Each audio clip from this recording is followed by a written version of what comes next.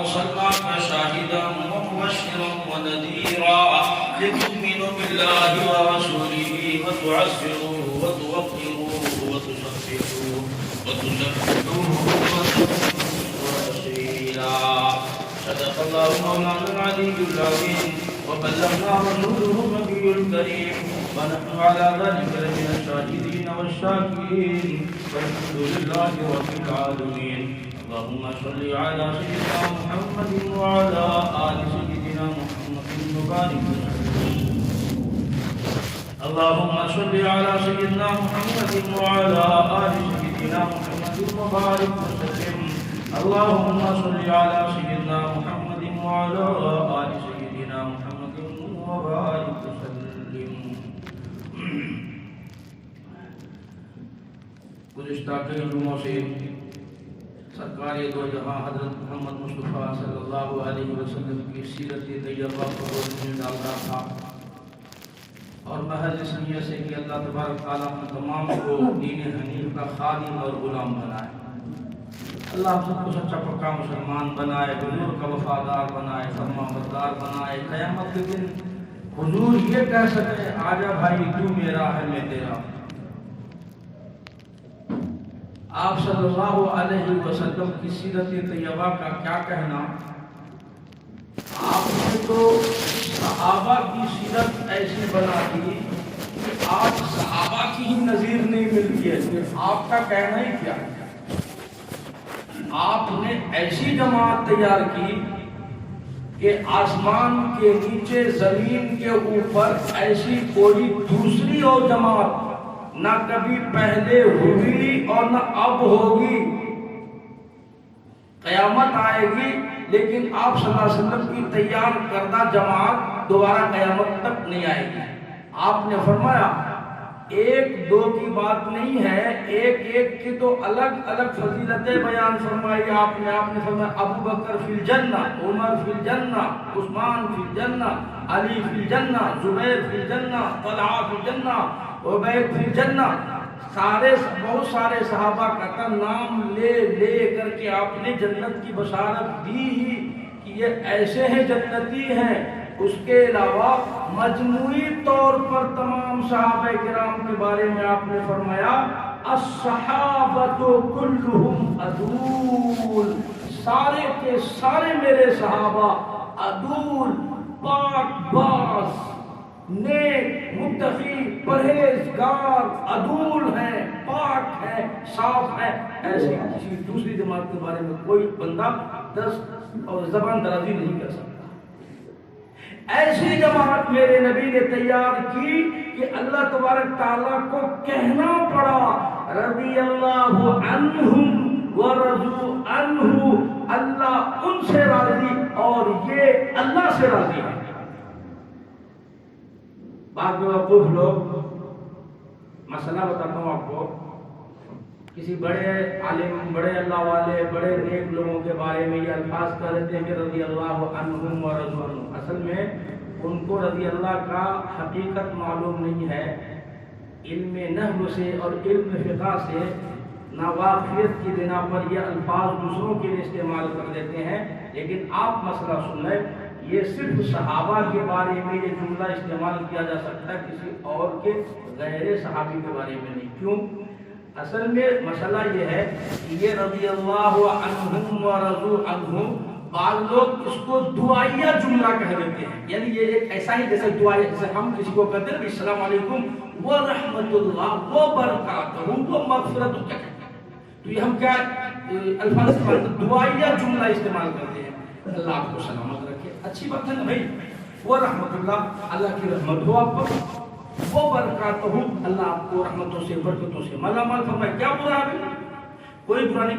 السلام علیکم ورحمۃ اللہ وبرکاتہ یہ دعائیہ جملہ ہے. ہم کسی کو بھی یہ دعائیہ جملہ دے سکتے ہیں، اللہ آپ کے ساتھ خیر کرے، بھلائی کرے. ہاں اگر کوئی غیر ہے اور وہ ہمیں یہ جملہ دعائیہ دے رہا السلام علیکم ورحمۃ اللہ، تو اگر کوئی مسلم ہے تو اس کے جواب میں تو ہم بھی کہتے ہیں ہاں ہاں وعلیکم السلام، اور آپ پر بھی اللہ کی سلامتی ہو، وعلیکم السلام ورحمۃ اللہ وبرکاتہ، تو برابر ہو گیا نا. جو دعا آپ نے ہمیں دی تھی ہم بھی وہی دعا آپ کے لیے لوٹا دیے. اچھی بات ہے، سلام کرنا سنت ہے لیکن اس کا جواب دینا ضروری واجب ہے. نہیں دیں گے گنہگار ہوں گے. ایک نے آپ کو دعا دی دل سے اور آپ اسی کو واپس نہیں لوٹانا چاہتے ہو، آپ کے کنجوس کون ہوگا؟ گنہگار ہوں گے آپ. لیکن جو اللہ تبارک تعالیٰ نے صحابہ کو کہا رضی اللہ عنہم، یہ دعائیہ جملہ نہیں ہے. یہاں دھوکہ ہو جاتا بعض مولویوں کو، وہ کہتے ہیں کہ یہ بھی دعائیہ جملہ ہے. اللہ تبارک تعالیٰ نے صحابہ کے بارے میں دعائیہ جملہ، یہ دعائیہ جملہ نہیں ہے. محققین، مفسرین، محدثین کا کہنا یہ ہے یہ جملہ خبریہ ہے. خبریہ ان الفاظ میں اللہ نے قیامت تک کے لوگوں کو خبر دی ہے، دعائیں نہیں دی. خبر یہ دی کہ لوگوں خبردار، صحابہ کے بارے میں تم کچھ نہیں کہہ سکتے، ہم ان سے راضی ہیں، تم خبردار ہو جاؤ. بہت سارے لوگ زبان درازی کرتے ہیں صحابہ کے بارے میں. امیر معاویہ نے یوں کر دیا، عثمان غنی نے یوں کیا، ابو بکر نے یوں کر دیا، عمر نے یوں کر دیا. یہ آیت ان کے منہ پہ تماچے ہیں. جو لوگ صحابہ کے بارے میں بدگمانی رکھتے ہیں تو اللہ نے ان کو قیامت تک کے لیے خبردار کیا. رضی اللہ عنہم، تم اپنا سوچو، اپنی فکر کرو، میں ان سے راضی ہوں، اللہ ان سے راضی ہے. رضی اللہ عنہم ورضوا عنہ، اور یہ بھی اللہ سے راضی ہے. تو عرض کر رہا تھا یہ کہ آپ صلی اللہ علیہ وسلم کی سیرت طیبہ کا کیا کہنا. آپ نے لوگوں کی ایسی سیرت بنائی کہ قیامت تک ایسی کوئی دوسری جماعت پیدا کوئی کر ہی نہیں سکتا. کوئی بڑا عالم ہو، مفتی ہو، اللہ والا ہو، وہ اپنی جماعت کو عالم بنا سکتا ہے، حافظ بنا لے، مفتی بنا لے، محقق بنائے، محدث بنائے، جو چاہے وہ بنا لے، متقی، پرہیزگار، کتب بنائے، ابدال بنائے. لیکن کسی بھی فرد کو وہ صحابی کا مقام نہیں دلا سکتا. یہ تو انہی کے حصے میں. پروردگار عالم جل شانہ نے فرما دیا، اور لوگوں میری سنتوں کو زندہ کیا کرو، میرے طریقے کار پہ عمل کیا کرو. میں نے تمہیں ہر چیز کا نمونہ دے دیا. کیسے کیسے لوگ پیدا کیے. جنگ بدر ہے، نہتے مسلمان 2.5-3 برس تک درختوں کے پتے چبانے والے مسلمان. صبح اٹھ کر کے چیخنے ناشتے کرنے والے. ہمیں اور آپ کو کیا غم ہو اس دین کا. صحابہ کرام رضی اللہ عنہ اجمعین کی جماعت سے پوچھ کر کے آؤ. آپ صلی اللہ علیہ وسلم سے جا کے معلوم کرو. جاؤ جا کر کبھی گنبد خضرا کے مکی سے پوچھ کے آؤ. کالی کملی والے صلی اللہ علیہ وسلم آپ کے شیب ابی طالب میں 2.5 برس کس طرح سے گزرے، کیسے آپ نے کاٹے. 2.5 برس، 2.5 سال درختوں کے پتے چبانے کے لیے صحابہ اور صحابیات کو نہیں ملا. فاقے پر فاقہ. اور پوری ذمہ داری سے آپ کو عرض کرتا ہوں، کسی ایک صحابی، ایک صحابیہ کے بارے میں کوئی مائی کا نام یہ ثابت نہیں کر سکتا کہ دکھوں کی وجہ سے انہوں نے دین چھوڑ دیا ہو،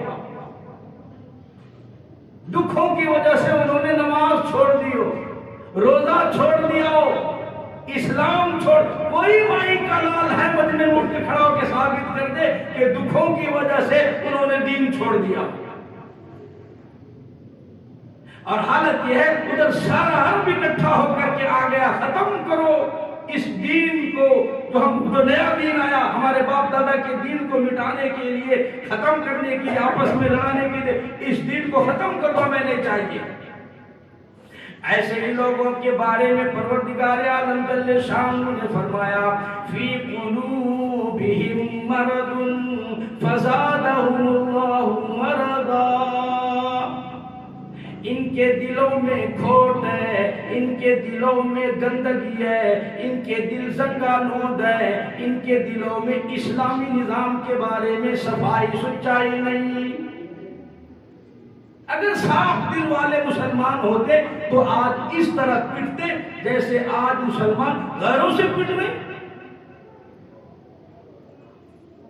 کئی مرتبہ چھوڑ کر کے اپنا گھر مکان بھاگ کر کے گئے. کہاں جائیں گے بھاگ کر؟ دکانیں چھوڑ کے بھاگتے ہیں, مکان چھوڑ کر کے بھاگتے ہیں, اپنا وطن چھوڑ کے. اور ابھی تو ہمیں قصہ اور کہانی معلوم ہو رہا بھائی کہ فلاں کے اوپر یوں ہوا, فلانے کے اوپر وہ ہوا. ہم آج سن رہے, جب اپنے اوپر وقت آئے گا پھر پتا چلے گا.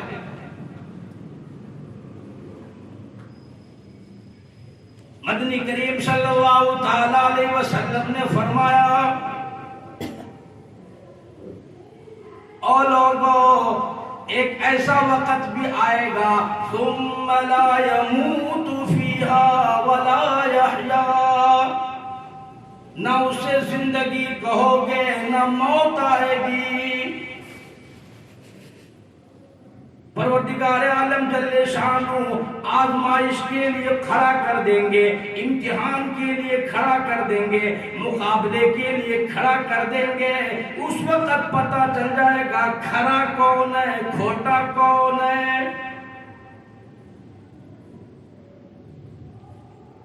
مدنی کریم صلی اللہ تعالی علیہ وسلم نے آواز لگائی, تؤمنون باللہ ورسولہ وَتُجَاهِدُونَ فِي سَبِيلِ اللَّهِ. کیا وجہ ہے آج مسلمان چھپتا پھرتا ہے, مسلمان آج دبکتا پھرتا ہے اور غیر ان پر دندناتے پھرتی ہے؟ وہ وجہ کیا ہے؟ کبھی تو سوچو, کبھی تو غور کرو. اصل بات یہ ہے یا یہودی بدل گئے یا مسلمان بدل گئے. مسلمان ہو کر کے ان کے سامنے سے بھاگتا جن پر خدا کا غضب آیا.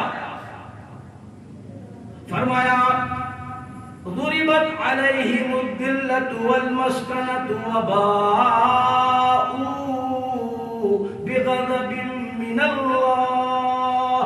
اللہ تبارک تعالیٰ نے یہودیوں پر ذلت نازل کر دی, یہودیوں پر مسکنت نازل کر دی.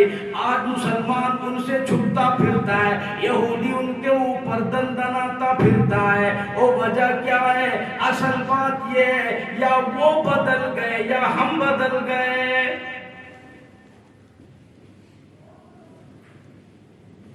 پروردگار عالم جل شانہ کے نبی نے اعلان فرمایا, تؤمنون باللہ ورسولہ وتجاہدون فی سبیل اللہ.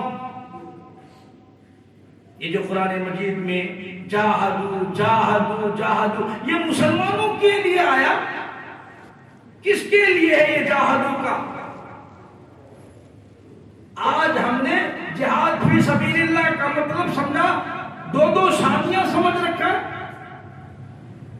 جہاد فی سبیل اللہ کا مطلب بڑا بنگلہ سمجھ لیا. جہاد فی سبیل اللہ کا مطلب کارخانہ سمجھ رکھا ہے, بینک بیلنس سمجھ رکھا ہے. جہاد فی سبیل اللہ کا مطلب یہ ہے جان مال قربان کر اللہ اور اس کے رسول کے نام کو بلند کر. کیا شان تھی صحابہ کرام کی, اس کام کو حضرات صحابہ کرام نے انجام تک پہنچا کر کے دکھایا. نہتے مسلمان, غریب مسلمان, بے کس بے بس بے دست و پا مسلمان. ادھر مدنی کریم صلی اللہ تعالی علیہ وسلم نے آواز لگائی, تؤمنون باللہ ورسولہ وتجاہدون فی سبیل اللہ. او مسلمانوں آؤ, اللہ اور اس کے رسول نے تمہیں بلا لیا, میدان جہاد میں آؤ. اب مسلمانوں کے بس کی یہ بات نہیں ہے. اب مسلمان اپنی جان بچانے کے لیے چھپتا پھرتا ہے, اپنی دنیا بنانے کے پیچھے پڑا ہوا ہے اور دنیا آباد کرنے کے لیے پڑا ہوا ہے. آج اس چیز سے مسلمان بھاگتا ہے, جان چھڑانے کے لیے مسلمان بچتا ہے اپنے آپ اور اپنے اپنی جان بچانے کے لیے واٹس ایپ فیس بک پر اپنے ایمان قربان کرتے کہ نہیں صاحب میں سرنڈر ہوں، آپ مجھے چھوڑ دو۔ خدا کی قسم یہی شان تھی صحابہ کرام میں۔ صحابہ کرام رضوان اللہ تعالی علیہ اجمعین کے نزدیک آسان نہیں تھا، جان دینا آسان تھا لیکن ایمان کا سودا کرنا مشکل تھا۔ دو صحابی ہیں مکہ مکرمہ میں، دو انصاری صحابی کو مکے کے کافروں نے گرفتار کر لیا۔ اللہ اکبر، دونوں جوان کالی کملی والے صلی اللہ علیہ وسلم کے غلام ہیں۔ مدنی کریم صلی اللہ تعالی علیہ وسلم کے دیوانی ہے، پروانی ہے۔ اور مسلمانوں اندازہ لگاؤ، مکہ مکرمہ سارے کا سارا کافروں کا مکہ ہے، کافروں کا اقتدار ہے، حکومت ان کی، دولت ان کی، اقتدار ان کا، فوج ان کا، ملک ان کا۔ دو کالی کملی والے صلی اللہ علیہ وسلم کے نہتے غلام ہیں، پکڑ کر کے ہتھکڑی لگا دی گئی اور پیروں میں بیڑیاں ڈال دی گئی۔ دونوں کے دونوں کو سولی پہ لٹکانے کے لیے، پھانسی چڑھانے کے لیے سارا مکہ اکٹھا ہو گیا۔ مکے کے بڑے بڑے چودھری آئے، نامور آئے، بڑے بڑے ذمہ دار آ گئے۔ امیہ موجود ہے، عتبہ موجود ہے، شیبہ موجود ہے، ولید بن مغیرہ موجود ہے، امیہ بن خلف موجود ہے۔ سارا مکہ تماشا دیکھنے آ گیا، چھوٹے بڑے عورت مرد نے گھیر رکھا ہے۔ سامنے سے ابو سفیان آئے، اس وقت تک مسلمان نہیں ہوئے۔ ابو سفیان آ کے کہنے لگے، ابو سفیان بولے، او گنہگارو مسلمانوں، تمہاری قتل گاہ ہے یہ، اسے میلان گردانو۔ او مسلمانوں، تم نے اس کو میلہ سمجھا ہوا ہے، تم نے اس کو تماشا سمجھ رکھا ہے، تم نے اس کو کھیل تماشا سمجھ رکھا ہے۔ ہم تجھے پھانسی پہ لٹکائیں گے، سولی پہ چڑھا دیں گے، ہم تمہیں ریزہ ریزہ کر دیں گے، قیمہ بنا دیں گے، ٹکڑے ٹکڑے کر دیں گے۔ تم کتنے خوبصورت ہو، تم کتنے حسین ہو، تم کتنے قداور جوان ہو۔ او نوجوانوں، اپنی جوانی پہ ترس کھاؤ، اپنے آپ کو بچاؤ۔ اگر تم اسلام کا انکار کر دو، ایمان کا انکار کر دو، قرآن کا انکار کر دو، او حضور کے لائے ہوئے طریقے کا انکار کر دو، تو کہتا ہے رہائی دیں گے تم دونوں کو اور خوشحال کر دیں گے، رہائی دیں گے تم دونوں کو اور خوشحال کر دیں گے، تمہیں دیں گے اتنا کہ مالا مال کر دیں گے۔ او نوجوانوں، آؤ انکار تم کر دو، تمہیں سب کچھ میں دے دوں گا۔ تمہیں دولت چاہیے، تمہارے قدموں میں مکے کے سونے چاندی کا ڈھیر لگا دوں گا۔ عہدہ چاہیے، اپنا بڑا بنا لوں گا۔ آ جاؤ، کالی کملی والے صلی اللہ علیہ وسلم کا دامن چھوڑ کے ہم میں شامل ہو جاؤ۔ تم جو مطالبہ کرو گے ابو سفیان وہ پورا کرے گا۔ تمہیں اونٹ چاہیے، مکے کی ساری اونٹنیاں تمہارے حوالے کر دوں گا۔ اور نوجوانوں، اگر تمہیں لڑکی درکار ہے، تم اشارہ کر دو، مکے کی سب سے خوبصورت لڑکی تمہیں دے دوں گا۔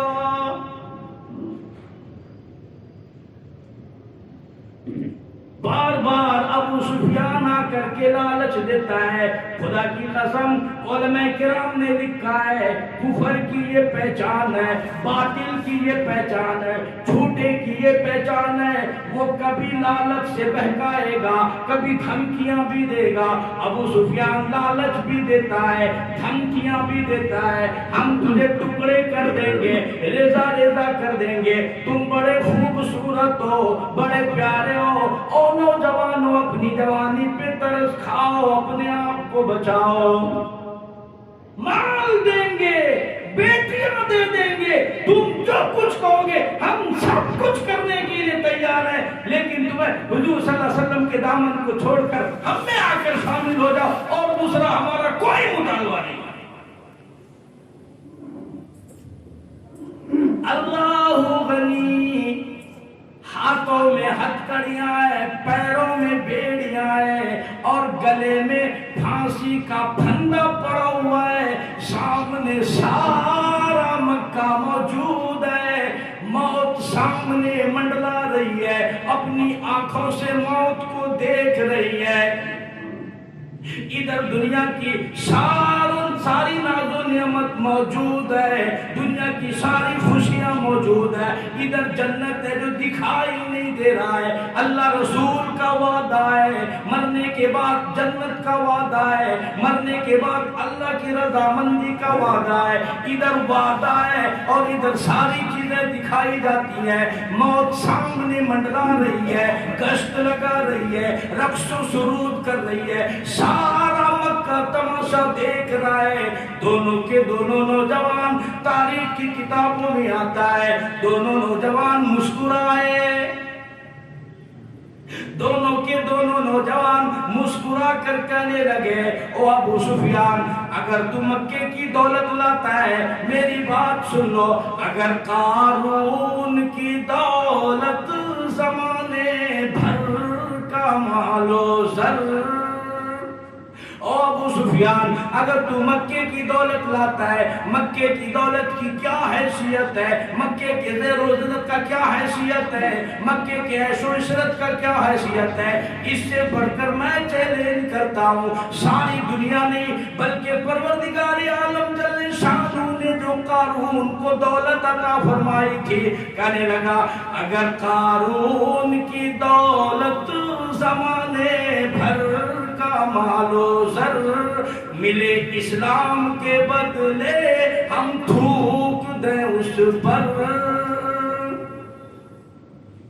او ابو سفیان کالی کملی والے صلی اللہ علیہ وسلم کے لائے ہوئے قرآن کے مقابلے میں, دین و ایمان کے مقابلے میں, وہ حضور کے لائے ہوئے ایمان کے مقابلے میں ہم تمہاری دولت پر تھوکتی ہے, ہم تمہاری خوبصورت سی بیٹیوں کے منہ پر تھوکتے ہیں. کالی کملی والے صلی اللہ علیہ وسلم کے حضور صلی اللہ علیہ وسلم کے لائے ہوئے دین کی توہین بھی گوارا نہیں. ہمیں نہیں چاہیے, جو کچھ ہمیں ملنا تھا اللہ نے وہ سب کچھ دے دیا. اب ہمیں اس دنیا سے کوئی لالچ نہیں ہے, کوئی تمنا نہیں ہے. اب تو ہم اللہ تبارک تعالیٰ سے اس جنت کی خواہش کرتے ہیں جس کا پروردگار نے ہمیں قرآن میں وعدہ کیا. آج لوگ یوں کہتے, مکے والے بھی یہی کہتے تھے کہ آپ صلی اللہ علیہ وسلم اگر حق پر ہوتے نا تو یہ مالدار لوگ اسلام قبول کرتے. ابو سفیان ایمان لاتا, ابو جہل ایمان لاتا, عتبہ آتا, شیبہ آتا, ولید بن مغیرہ آتا, عمر بن حشام آتا. یہ بڑے چودھری لوگ تھے, مالدار تھے, پیسے والے, لیکن کیا وجہ ہے یہ غریب لوگ اسلام قبول کر رہے ہیں نا.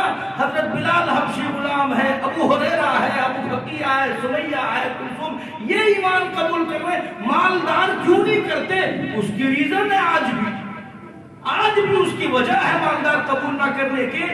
مالداروں کو اپنی دنیا پیاری لگتی ہے اور دنیا کا عیش و آرام پیارا لگتا ہے. وہ اپنی بستر چھوڑ کر گھر آنے تیار, مسجد آنے تیار نہیں ہوتے, گھر چھوڑ کر مسجد آنے کے لیے وہ تیار نہیں ہوتے ہیں. تو کوئی اللہ کے راستے میں جان کیسے قربان کرے گا؟ یہی وجہ تھی, غریبوں کے پاس کچھ نہیں تھا, ایک دولت تھی ایمان کی, اور ان کو اپنا جان قربان کرنا آسان تھا.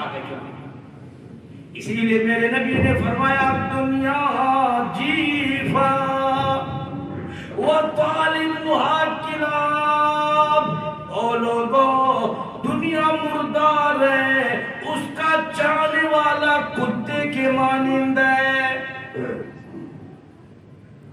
ارشاد فرمایا میرے تیرے نبی، ساری کائنات کے نبی حضرت محمد رسول اللہ صلی اللہ علیہ وسلم نے فرمایا ابو ہریرہ دیکھ لے دنیا کی اس سے زیادہ اچھی حالت نہیں ہے۔ ابو ہریرہ کہتے ہیں میں چلتے چلتے ایک قبرستان کے قریب سے گزر رہا تھا، آپ صلی اللہ علیہ وسلم فرمانے لگے ابو ہریرہ دیکھ لے یہ ہڈیاں پڑی ہوئی ہے، کھوپڑیاں پڑی ہوئی ہے، یہ کسی حسینہ کی کھوپڑیاں تھی، کسی حسینہ کا بدن تھا، کبھی اس پہ لاکھوں روپے کے کپڑے ڈالا کرتے تھے، ہار و سنگار کیا جاتا تھا، طرح طرح کی عطر کی مالش ہوا کرتی تھی، ناز و نخرے میں پلا کرتی تھی۔ او ابو ہریرہ دیکھ لے آج ہڈیاں بکھری پئی ہے، کھوپڑیاں بکھری پڑی ہوئی ہے، دنیا کی اس سے زیادہ کوئی حیثیت نہیں ہے۔ اسی لیے فرمایا دنیا میں اس طرح زندگی گزارو جس طریقے سے ایک مسافر گزارتا ہے، صرف ضرورت کے لیے دنیا کو استعمال کرو، ضرورت سے جائز جو چیزیں ہوتی ہیں اللہ کے راستے میں اس کو صدقہ و خیرات کر دیا کرو۔ دنیا کی محبت دل میں اچھی نہیں لگتی ہے، دنیا جیب میں اچھا لگتا ہے، دل میں اچھا نہیں لگا کرتا۔ اس بنا پر صحابہ کرام امیر بھی آئے، غریب بھی آئے، عثمان غنی جیسا بھی آیا، ابو بکر صدیق جیسا بھی قبول کیا اسلام، جو بڑے مالداروں میں تھے، لیکن زیادہ تر صحابہ غریب صحابی تھے جو حضور صلی اللہ علیہ وسلم کے دامن رحمت سے وابستہ ہوئے، مالداروں کو سوچتے سوچتے موت آ گئی۔ ابو سفیان بھی آیا، 10 سال کے بعد اسلام سمجھ میں آیا ابو سفیان کو، 10 سال کے بعد سب سے اخیر میں جب مکہ فتح ہوا تب جا کر کے ابو سفیان نے اسلام قبول کیا۔ تو عرض یہ کر رہا تھا آج مسلمانوں کے بس کی یہ بات نہیں ہے، قرآن مجید میں جو جاہدو جاہدو جاہدو ہے، جان مال قربان کر، اللہ اس کے رسول کو نام کو بلند کر، یہ ہے جہاد فی سبیل اللہ کا مطلب۔ آج ہم سے نہ جان کی قربانی ہوتی نہ مال کی، نہ آج نہ ہم مال کی قربانی دے پاتے ہیں نہ جان کی قربانی دے پاتے ہیں، سوچتے سوچتے موت آ جاتی ہے۔ ورنہ ایک وقت ایسا تھا حضرات صحابہ کرام نے اس دنیا کو پھوٹ پھینک کر کے بھی نہیں دیکھا۔ ایک وقت ایسا بھی تھا کہ آپ صلی اللہ علیہ وسلم نے ایک نوجوان صحابی کو پوچھا کہ بھائی تیری شادی ہو گئی؟ تو کہنے لگا یا رسول اللہ صلی اللہ علیہ وسلم میری شادی کون کرے گا؟ میں تو غریب ہوں، میرے پاس گھر نہیں، مکان نہیں، دکان نہیں، کاروبار نہیں، مجھے کون دے گا؟ میری شکل بھی اچھی نہیں، صورت بھی اچھی نہیں ہے، مجھے کون دے گا؟ رحمت دو عالم صلی اللہ علیہ وسلم نے سینے پہ ہاتھ رکھ کر کے ارشاد فرمایا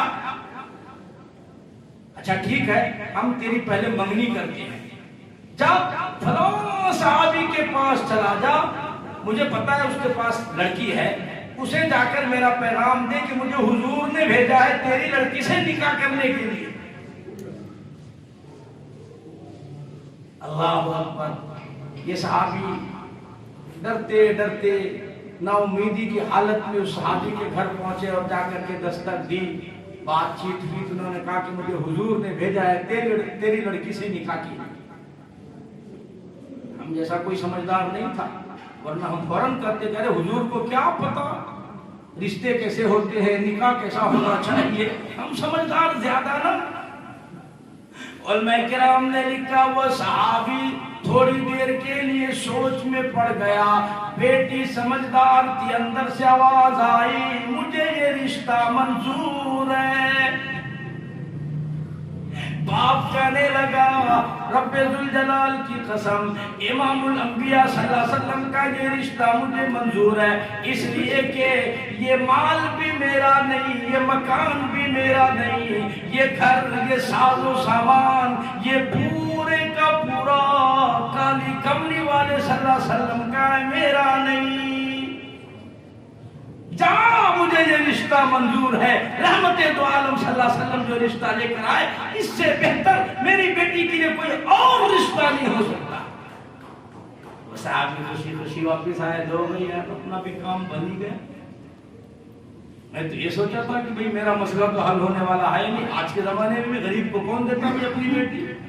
ہم ڈھونڈتے ہیں ڈاکٹر، انجینئر، لائر، بڑے بڑے عہدیدار، ذمہ دار، پتہ نہیں کیا کیا، لیکن کبھی یہ دیکھنے میں نہیں آتا کہ بچی نیک ہے یا نہیں، بچہ نیک ہے یا نہیں، بس مالدار ہے کافی ہے۔ وہ آ کے کہنے لگے یا رسول اللہ صلی اللہ علیہ وسلم بات بن گئی، جی وہ راضی ہو گئے، مسئلہ حل ہو گیا۔ کہا کہ اچھا مسئلہ کہاں حل ہو گیا، اب شادی کا انتظام تو کرو نا۔ کہنے لگے یا رسول اللہ میں تو پہلے آپ کو بول دیا تھا اپنے پلے ہے کچھ نہیں، تیاری کائے کی کروں، میں کس چیز کی تیاری کروں، اپنے پلے کچھ بھی نہیں ہے۔ اچھا یہ جا عثمان غنی کے پاس چلا جا اور اسے جا کر کے 300 درہم قرض لے کر کے آ جا، 300 درہم قرض لے کے آ، اور تیرا قرضہ میں محمد الرسول اللہ صلی اللہ علیہ وسلم ادا کروں گا، تیرا ضامن میں بنوں گا۔ آپ نے فرمایا آجا، جس کا دنیا میں کوئی وارث نہیں اس کا وارث میں محمد الرسول اللہ صلی اللہ علیہ وسلم بنتا ہوں، میں ضامن بنتا ہوں۔ اس لیے بڑا دل رکھو، اللہ نے دولت دی، پیسے دیے، عہدہ دیا، اس کو صحیح استعمال تو کرو نا بابا۔ ہوا کیا آخر دین اس طریقے سے اندر نہیں آتا۔ وہ صحابی گئے 300 درہم قرض لے کر کے آئے، آپ نے کہا جا اس سے گھر کا انتظام کرو، فیملی آئے گی اس کے لیے رہنے کا انتظام کرو، برتن کا انتظام کرو، کپڑوں کا انتظام کرو، جو ضروریات ہے ضروریات کا انتظام کرو، تب تو گھر چلے گا نا، گھر آباد ہوگا، جاؤ۔ اب یہ صحابی سوچ رہے یا خدا پروردگار کیا معاملہ ہے یہ۔ گئے مدینے کے بازار میں جا کر کے کچھ برتن خریدے، جھونپڑی کا کچھ انتظام کیا جو اس زمانے میں تھا وہ خریدا، کچھ کپڑے خریدے، کچھ برتن خریدے، کچھ سامان جو ضروری چیزیں تھی وہ سارے خرید لیے۔ اب خرید کر کے یہ صحابی سوچ رہے لو بھائی یار میں تو کبھی سوچا ہی نہیں تھا، آخر میری بھی شادی کا وقت آ ہی گیا، میری بھی کوئی گھر والی ہوگی، اللہ اولاد دے گا، وہ ابو کر کے بلائیں گے، میں بیٹا کر کے بولوں گا، میں اس کو گود میں اٹھا کر کھیلوں گا، اس کو سینے سے لگاؤں گا۔ دل کی دنیا آباد کرتا پھرتا ہے، ایک دم سے آواز آئی مدینے کی آواز گلیوں میں، انفروا فی سبیل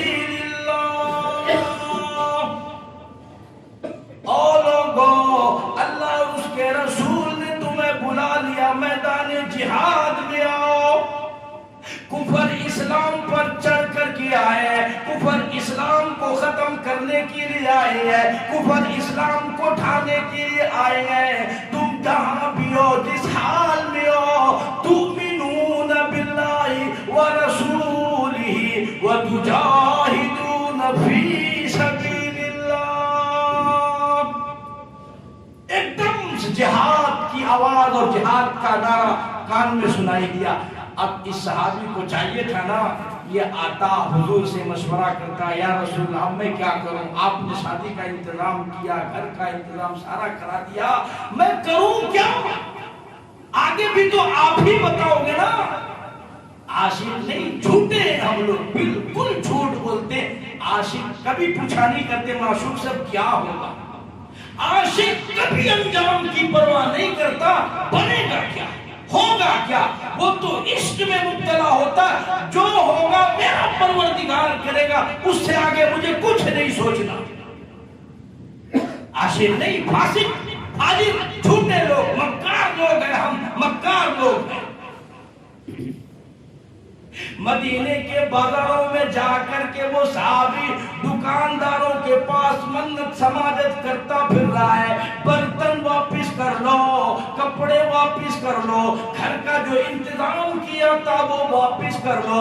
کوئی کہنے لگا کیا بات ہے، تیری تو شادی کا پروگرام ہے، تیرا تو نکاح کا پروگرام ہے۔ وہ کہنے لگا میں ایسی نکاح کیا نہیں کرتا، رب بلاتا رہے میں سیلا باندھے کھڑا رہوں، میری غیرت گوارا نہیں کرتی۔ وہ نوجوان سوچو ڈوب کر کے مر جاؤ، صحرے میں ہوتی ہے، نماز کی پرواہ نہیں، اذان ہوتی رہتی ہے، شادی میں آباد ہوتی ہے، مسجدیں ویران ہو جاتی ہے، کھانے کے ٹیبل آباد ہوتی ہے، مسجد کی صفیں ویران ہو جاتی ہے۔ صحابی رو رہا ہے اور کہہ رہا برتن واپس کر لو، سامان واپس کر لو، کپڑے واپس کر لو۔ سارا سامان واپس کر کے پیسے بنائے اور گھوڑا خریدا اور تلوار خریدی، اور مجاہدین کے ساتھ ساتھ نوجوان میدان جہاد میں۔ علماء کرام نے لکھا ہے میدان جہاد میں جانے کے بعد جرت کے ساتھ مقابلہ کر رہا ہے، ہمت کے ساتھ مقابلہ کر رہا ہے اور بہادری دکھا رہا ہے۔ حضور پاک صلی اللہ تعالی علیہ وسلم کو بھی پتہ نہیں اس کا کیا حال ہے۔ حضور بھی یہ سوچ رہے وہ بیچارہ تو شادیوں میں لگا ہوگا۔ علماء نے لکھا ہے سلام کرنے بھی نہیں آیا، اجازت لینے بھی نہیں آیا، سیدھا میدان جہاد میں۔ میدان جہاد میں جا کر کے جرت کے ساتھ لڑتا ہے۔ فجرحت جرحن شدیدا، شدید زخمی ہو گیا۔ میدان جہاد میں لڑتا لڑتا کافروں کے چمکٹے میں گھس گیا، اپنی جان کی بازی لگا لگا کر کے حملہ کر رہا ہے۔ ادھر سے تیر اور تلواروں کی بارش ہو رہی ہے۔ علماء کرام نے لکھا ہے نوجوان سارے کا سارا کٹ گیا، زخمی ہو گیا، کم از کم 80 کے قریب تیر اور تلواروں کے زخم آ گئے۔ میدان جہاد میں پڑا ہوا تڑپ رہا ہے، سارا بدن کٹ گیا، چھلنی ہو گیا، پرواہ نہ کی۔ آخری وقت آ گیا، حضور میدان جہاد میں تشریف لائے اور لا کر کے آپ نے نام لے کر کے پوچھا کہ بھائی ارے جلیبیب کہاں ہے، جلیبیب کدھر گئے؟ صحابہ کرام نے عرض کیا یا رسول اللہ صلی اللہ علیہ وسلم میدان جہاد میں پڑا ہے، تڑپ رہا ہے، آخری وقت ہے، سارا بدن کٹ گیا۔ علماء کرام نے لکھا پہچانا نہیں جاتا تھا، شناخت کرنا مشکل ہو گیا تھا۔ بہن نے انگلیوں کے پھوڑیوں سے پہچانا یہ میرا بھائی ہے۔ آپ صلی اللہ علیہ وسلم زمین پر تشریف فرما ہو گئے اور فرمایا جاؤ جاؤ جلدی کرو، اسے اٹھا کر لاؤ، میری گود میں ڈالو۔ صحابہ گئے ہیں، اٹھا کر لائے۔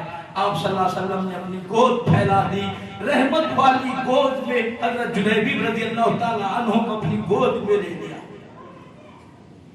علماء کرام نے لکھا بے ہوش پڑے تھے وہ، جیسی رحمت والی گود میں ڈالا تو صحابی کو ہوش آیا۔ ہوش آیا تو ایک دم سے چہرے انور کو دیکھ کر مسکرانے لگا۔ آخری وقت ہے، آخری مرحلہ ہے، چہرے انور پر جب نظر پڑی وہ صحابی مسکرانے لگے۔ آپ صلی اللہ علیہ وسلم نے پوچھا جلیبیب یار یہ کیا کیا تم نے، یہ کیا ہے؟ ارے تیری شادی تھی، تیرا پروگرام تھا، سب کچھ تھا، تم نے یہ کیا کیا، یہ کیا مسئلہ ہے؟ صحابی مسکرانے لگ گئے اور کہنے لگ گئے یا رسول اللہ صلی اللہ علیہ وسلم میرے دل کی تمنا پوری ہو گئی، میری آرزو پوری ہو گئی، میری حسرت پوری ہو گئی، میری دین دنیا آباد ہو گئی، میری کائنات آباد ہو گئی۔ کسی نے پوچھا وہ کیسے؟ کہنے لگا کہ وہ اس طرح سے کہ تمنا مختصر سی ہے مگر تمہید طولانی۔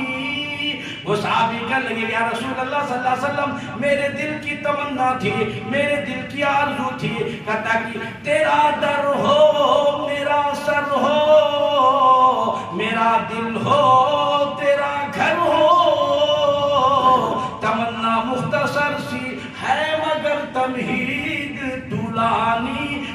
کملی والے میرے دل کی تمنا تھی میرا آخری وقت ہو اور تیرے چہرے کا دیدار کرتے ہوئے دنیا سے رخصت ہو جاؤں.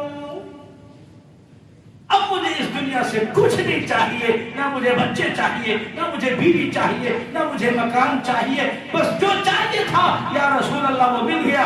آپ کا چہرہ دیکھ کے اس دنیا سے رخصت ہو جاؤں، اس سے بڑی نعمت میرے لیے کچھ نہیں کرتی. علماء نے لکھا کہ جب روح قبض کا وقت آیا، آخری وقت آیا، ادب دیکھو، ادب حضرات صحابہ کرام کا. صحابہ کرام کس قدر ادب. آج تو تمہیں قرآن کا ادب نہیں، آج تو تمہارے مسجد کے ادب نہیں ہے، آج تمہارے نمازوں کا احترام نہیں، ادب نہیں. ہاں اس نبی کی بات میں کر رہا ہوں جس نبی کے جسم مبارک پر یہ مکھی ساری زندگی میں ذمہ داری سے کہتا ہوں کبھی نہیں بیٹھی ہے. آپ صلی اللہ علیہ وسلم نے سینگھی لگوائی. سینگھی وہ ایک علاج ہوتا ہے جس کو جلما جوگ کہتے ہیں، آج کے زمانے میں وہ حجامہ کہتے ہیں، حجامہ. تو وہ سینگھی لگواتے تھے تو وہ خون نکلتا. آپ نے پیالے میں جمع کیا. ایک صحابی کو فرمایا جاؤ یہ میرا خون ہے، اس کو کوئی ایسی جگہ ڈال کے آؤ جہاں کسی کا پیر نہ آ جائے، بے ادبی نہ ہو جائے، توہین نہ ہو جائے، میرا خون ہے. وہ صحابی گئے، جا کے پھر جلدی سے واپس آ گئے. آپ صلی اللہ علیہ وسلم فرمایا کہ ارے بھائی اتنا جلدی ایسی جگہ کون سی مل گئی، اتنا جلدی ڈال کے آ گیا، کہیں موہری میں جا کے پھینک کے تو نہیں آیا، کہیں روڈ پہ تو پھینک کے نہیں آ گیا، کہیں ایسی ویسی جگہ تو نہیں ڈالا جہاں کسی کی توہین ہو جائے، بے ادبی ہو جائے. وہ صحابی کہنے لگا یا رسول اللہ صلی اللہ علیہ وسلم ایسی جگہ ڈال کر آیا ہوں جہاں کسی کا پیر تو کیا پڑنا، کسی کی نظر بھی نہیں پڑ سکتی. آپ صلی اللہ علیہ وسلم نے تعجب ہو کر کے پوچھ لیا وہ کون سی جگہ ہے، وہ کون سا مقام ہے جہاں اتنا جلدی ڈال کر کے واپس آ گیا.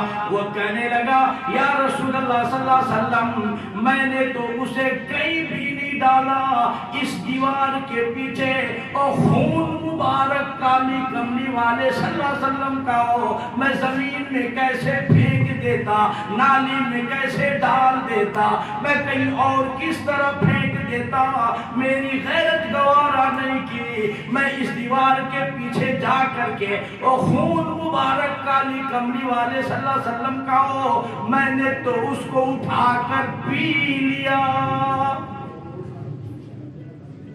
میں نے تو وہ پی لیا. آپ نے فرمایا جا 7 پشتوں تک جہنم حرام ہے، جس جسم میں میرا خون چلا جائے وہ جسم والا کبھی جہنم میں نہیں جا سکتا. 7 پشتوں تک اللہ نے جہنم کو حرام کر دیا. صحابی کا آخری وقت آیا، علماء نے لکھا گود میں سر تھا.